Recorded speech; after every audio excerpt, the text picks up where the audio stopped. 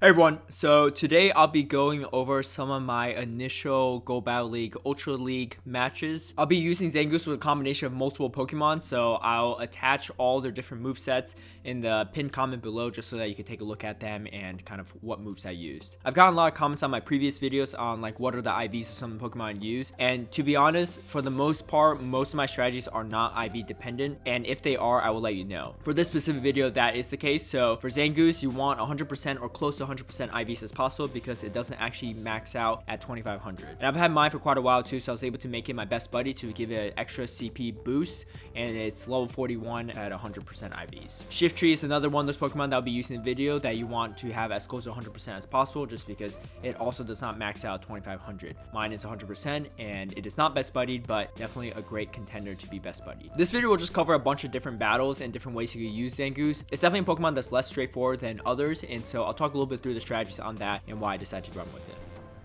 So going off of this, my first line is Charizard, Zangoose, and Shiftry. And so the reason why I have my team stacked like this is because both Zangoose and Shiftry have really positive matchups against Gyarados, which are pretty prevalent in the meta. And then Charizard is a hard counter to Registeel. And so both Zangoose has decent options against Registeel, but Shiftry is not as great against Registeel, so that's why I have Charizard in the front. And so I'm going to go in with a close combat against Snorlax, and as you can see, it does a ton of damage, right? So my defense have dropped a little bit, but at this point I could pretty much just Shadow Claw the Snorlax down, and now I have switch advantage back again. I'm assuming he probably will go in back in with Giratina, and so that's why I drop a Shadow Claw. And if he doesn't shield, it does a lot of damage, and so my opponent does not shield.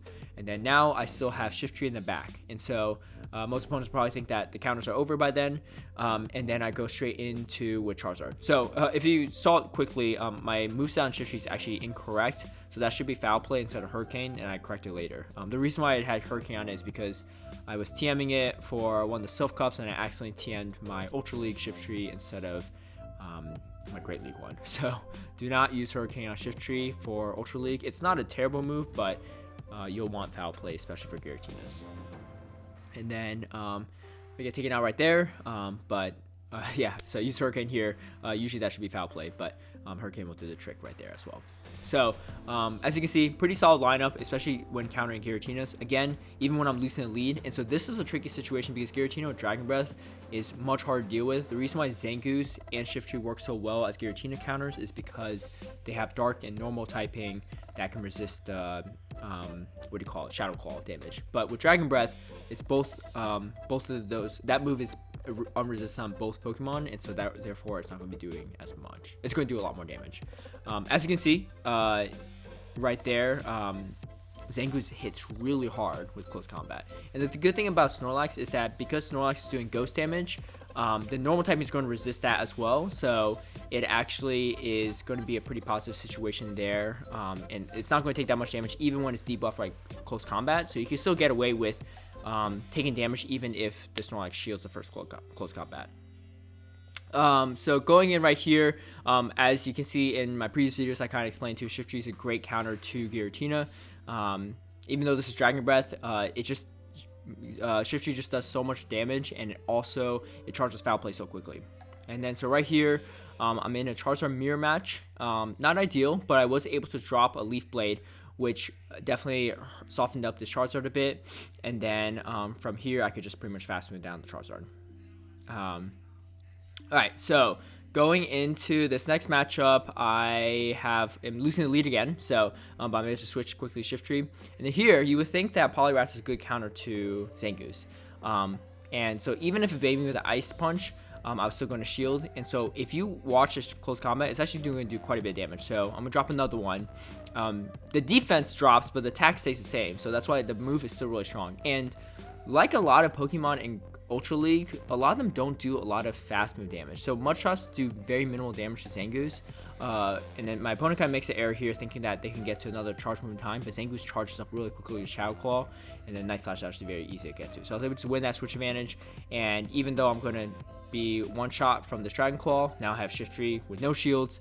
It's going to do quite a bit of damage to Giratina. And Dragon Claw is even better because it does less damage than Ancient Power against Shiftry. And then right here, I'm just going to probably farm down this Giratina right after this. Yeah, and so that's what I do. And then the last Pokemon, can't remember if we saw or not. My guess is probably a Swampert, and then my opponent just quits right there. So I'm gonna switch up my lineup a little bit and bring in Ampharos against Doombug. Doombug, great player from the Boston area. So the reason I brought Ampharos in is because it has a much better matchup against Poliwrath, and which is something that I noticed I was struggling a little bit with because I don't really have a great matchup against Poliwrath. Even Shiftry struggles because Poliwrath can one-shot it with Dynamic Punch. Again, a lot of people safe switch Snorlax thinking it's a decent idea, but yeah, that didn't work out so well. I probably should have shielded that, to be honest, but I was thinking I want to put this Ampharos to use, so I'm going to just keep throwing out these Volt Switches and farm down this Snorlax. And then now I have Dragon Pulse ready for this Giratina, which I assume is probably coming out next. It actually ended up being a Venusaur, which is actually not a bad case scenario because the Dragon Pulse is going to still do quite a bit of damage. And so I'm going to let this Ancient Power go. I actually was able to survive it, and now I can swap out to my Shiftry just so that he doesn't farm down my Ampharos. I'm going to drop a Foul Play, and you'll see how much damage it does to Giratina, quite a bit, pretty much almost like half health. At this point, I'm going to shield, and then I'm just going to farm down this Giratina. And so now even shields, but with a little bit extra energy, and I still have an Ampharos with a little bit of health in the back. Not a great situation to go against Venusaur like this, but able to kind of burn a shield right there, and then I do a quick switch and do the Thunder Punch before I get hit by anything.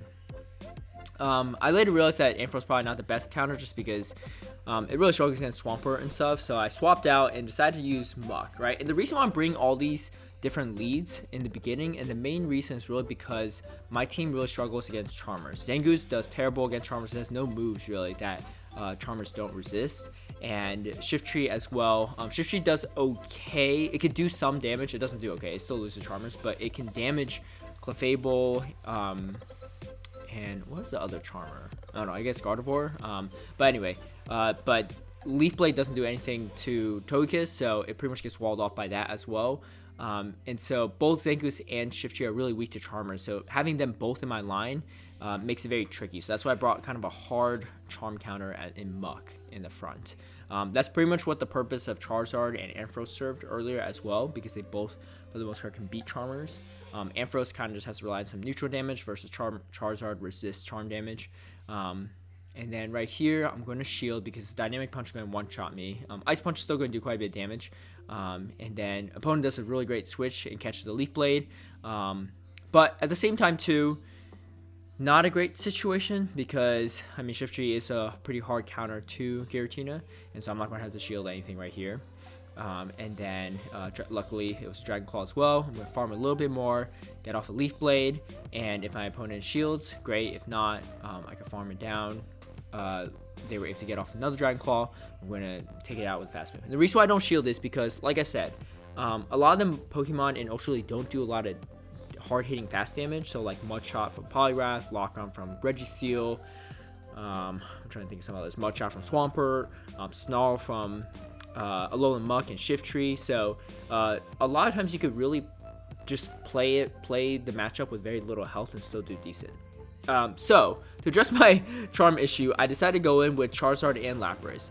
And the reason I chose both is because both do decent against Charmers. Like I said, Charizard resists the Fairy damage because of the Fire typing. And then Lapras, especially against Togekiss, does really well because it has Ice damage that can do super effective against Togekiss because it's Flying type. Now, here's the tricky situation in the strategy is switching into Lapras as a safe switch if my opponent is running Registeel is really tricky just because it's a really hard counter to Lapras. And so, like, the Surf just not going to be able to do enough. But the main strategy right here is to farm down the Registeel with Charizard and just kind of just tank whatever moves because it's going to resist both Flash Cannon and Focus Blast. Now I have some energy built up and I'm going to drop Dragon Claws. And so I have Zangoose in the back, and so unless they have a Charmer, this is a pretty solid situation. Zangoose with 2 to 1 shields. However, if you notice, this Giratina does have Dragon Breath. So the drawback of Dragon Breath is it doesn't charge energy as quickly, so I don't have to expend shields much, but I'm going to take quite a bit of damage in the process. So here is the so you would think that Zangoose versus Armor Mewtwo or regular Mewtwo or whatever is a decent matchup, but the tricky part here is that it's taking neutral damage from psychic damage. This was not an issue when I was running Shift Tree as my main kind of Giratina counter or main psychic counter, because it's going to resist the psychic damage because of dark typing. But Zangoose actually takes neutral, so that's why you see that, like, even though it's doing super effective damage against Armor Mewtwo, it still got taken out just from the confusions. So definitely something to watch out for if you decide to use Zangoose. I was able to kind of sneak out that victory though with Charizard to kind of close it out. Okay, so going to this matchup, I'm going into a Charmer, and they're really staying in this matchup. And so at that point, I'm thinking I probably should have just baited with Dragon Claw if they're going to stay in this matchup that long. But I kind of realized it a little too late. And so at this point, I'm going to have the shield, and I'm thinking, why does my opponent really want to take out my Charizard, right? And so, yeah, so at this point, I kind of realized it a little too late. Luckily, my opponent actually does a really great switch. So now I'm in a tricky situation because you got Machamp against Lapras and Zangoose. Both are weak to counter damage and cross chop damage. And like I said, luckily shields were down. But I was able to take out that Machamp, but that would have spelled a lot of trouble if I had no shields. And then luckily I was able to take that out, and now I have Lapras versus Giratina, which is a pretty solid matchup, especially with shields down, just because Ice Beam does a ton of damage, and Lapras is so bulky it can even tank Ancient Powers pretty easily. So as you can see, it survived Ancient Power even though that's super effective damage.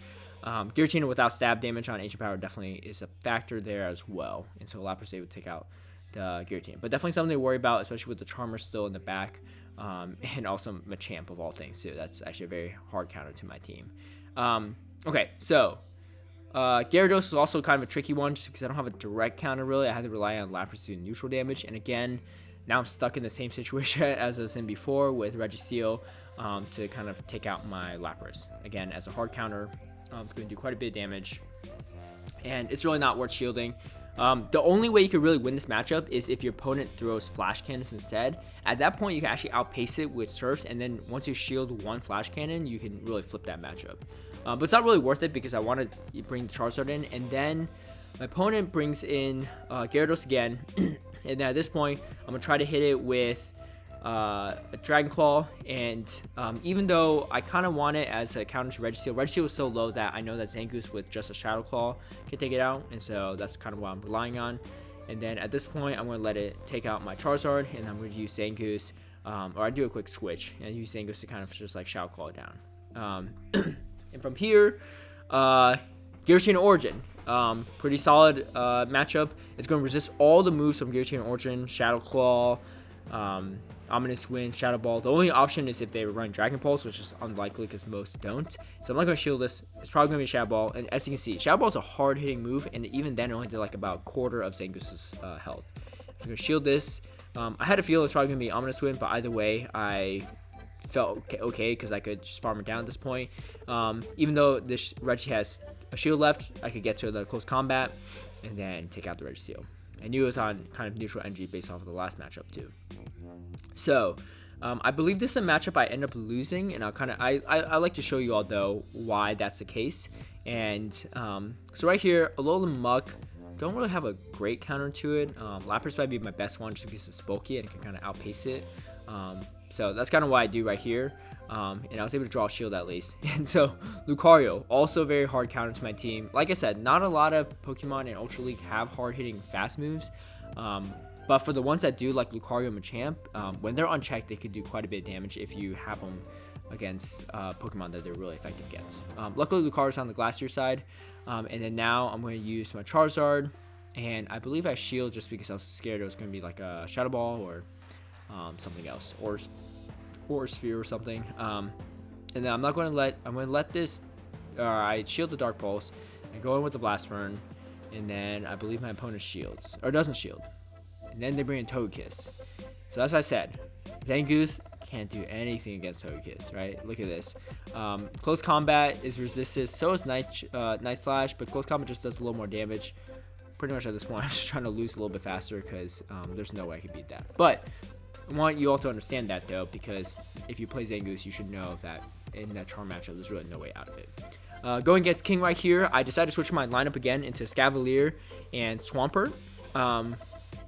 Both are decent. Swamper's a little more meta, but Escavalier's definitely a little bit on the anti-meta side in some ways.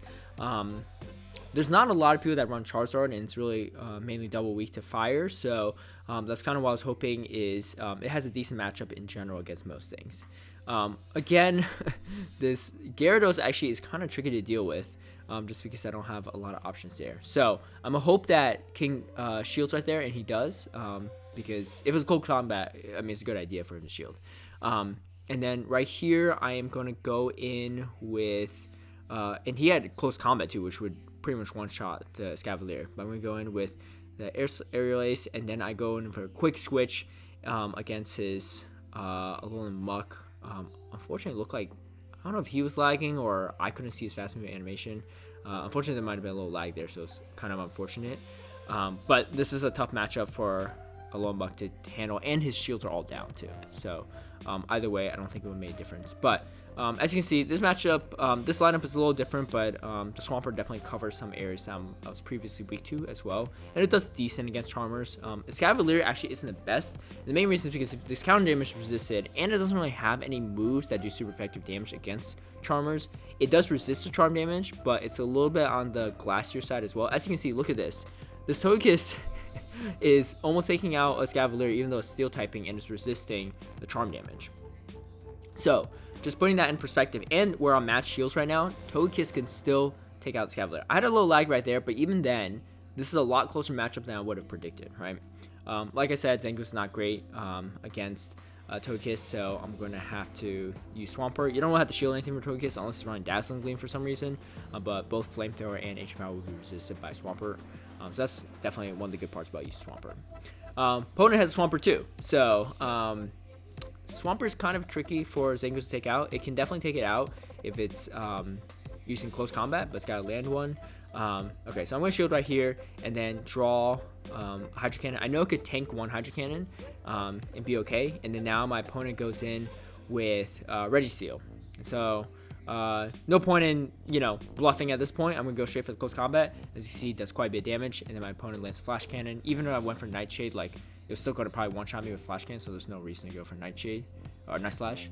And then I was able to farm with a little extra energy and then get enough for this Swampert head-to-head and take it out. Or barely take it out, actually, because I still had fast move down. Going into this next matchup, I was kind of liking Escavalier, but again, it's kind of like a weird generalist. It doesn't really do a lot of super effective damage, even against Giratina right there. So that's why I go for a quick switch, because Mega Horn's resisted by Giratina because it's ghost typing, resists the bug, and Aerial Ace is just a bad move in general, and it's some stab. So I'm going to shield right here, hoping to bait out a shield on my opponent's end. My opponent doesn't fall for it. And my guess is, and so at this point, I'm just like, I might as well just spam out Night Slashes and hope that they shield. Get a attack boost, finally. Actually, I don't think it's happened yet. And so at that point, I'm like, I'm definitely committed to this Zangoose. So right here, what I'm going to do is start throwing in the Night Slashes, because they're going to do quite a bit of damage on this boost. Zangoose is already very attack heavy. I'm going to throw out another one. And at this point, luckily, it's because normal time it's resisting the Shadow Claws from the Typhlosion.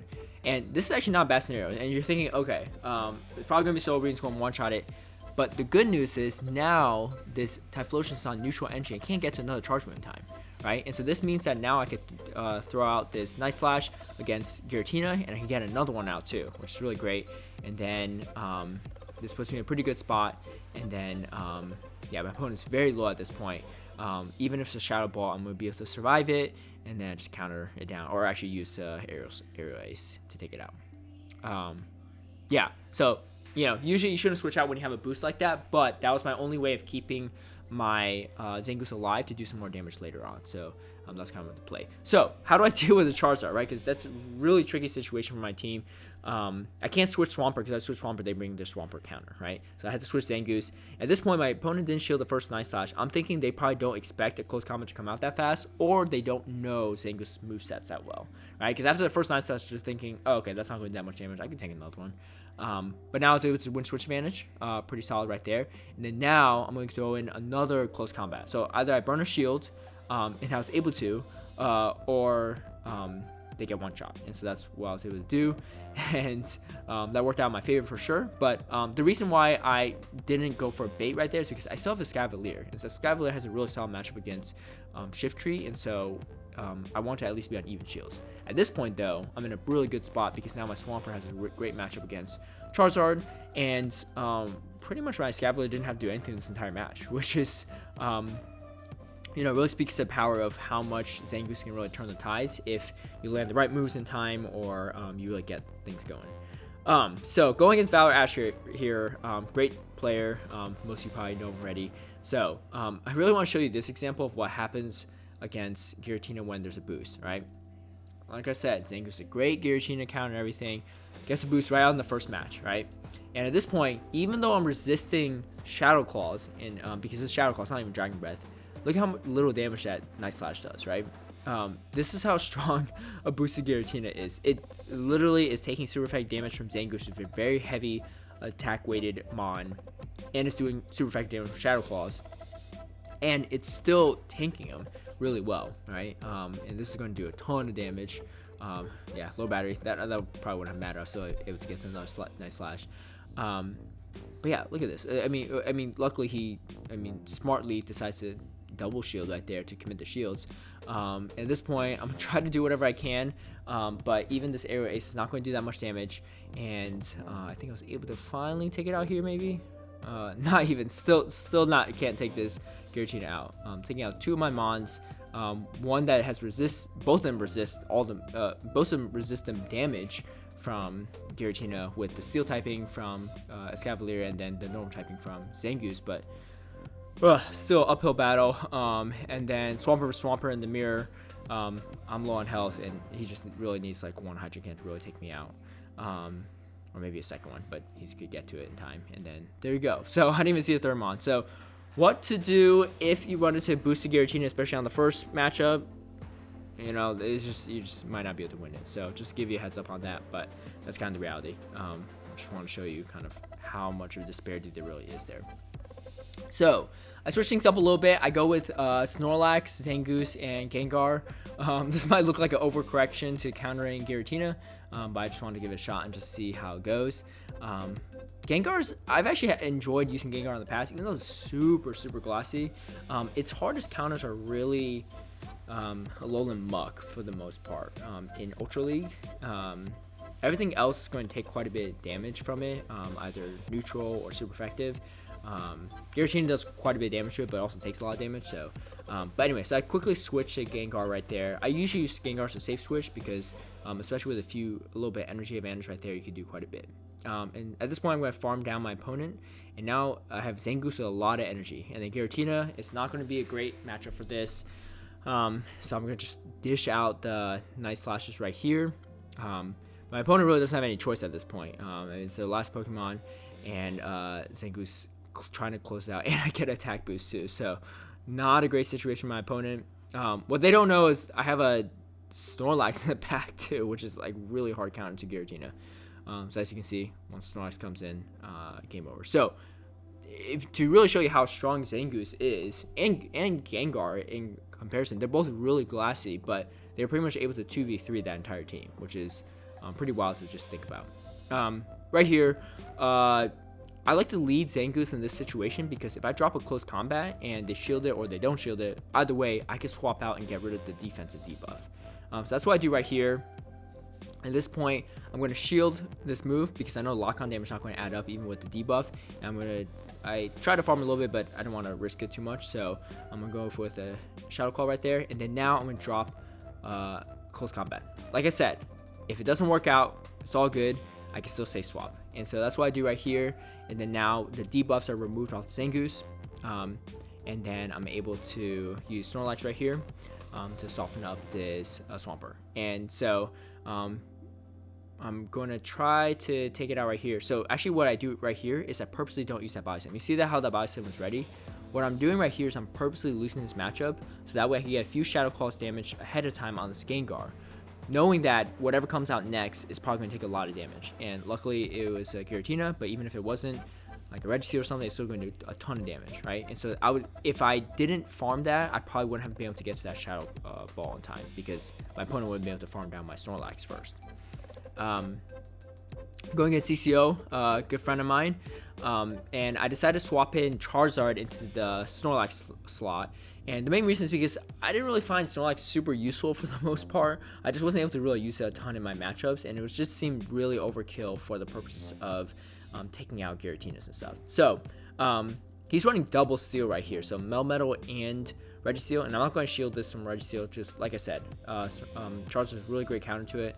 And then I'm going to go in and probably bait with the Dragon Claw, and the reason is because, or not bait, actually, he ended up going with Giratina. Actually, a really smart play by him. He quickly switches to Registeel right here, or not Registeel, Melmetal, and knowing that I was probably going to drop another Dragon Claw because I had so much farmed energy, so that's really smart of him. He does end up burning that shield though, so it wasn't a complete loss. And so I'm going to take a note out of his book, and so I quickly bring in Zangoose and then bring in Gengar, and I'm hoping that he's going to drop a superpower, but he ends up dropping a Rock Slide. Either way, I don't mind taking all the energy from Melmetal onto my Zangoose, or onto my Gengar, and then now he decides to shield, and I had a bunch of energy banked on the Zangoose, so I was able to take him out with a nice slash.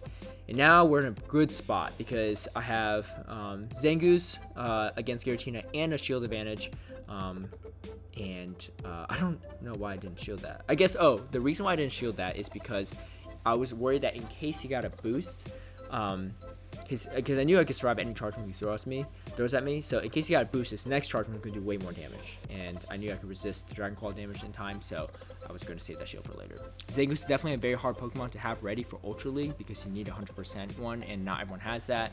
It's also a very steep investment. Same thing with Shiftry as well if you're looking to use that. Unfortunately, that's kind of how things are, but if you have any lucky friends that you have trades with, hopefully you're able to get a lucky trade with Zangoose or Shiftry and really get a good IV1 for Ultra League. Like I said, Zangoose does really well except against Charm teams, and so a pairing that works really well in Zangoose in my mind would be Registeel. I unfortunately don't actually even have one powered up because I just don't have a good enough one for Ultra League, so I wasn't able to test that. But anyone that has a Zangoose ready and a Registeel ready, I definitely recommend giving that lineup a shot. If you like this video, feel free to give it a like and share and subscribe for future content, and I'll see you all next time. Bye.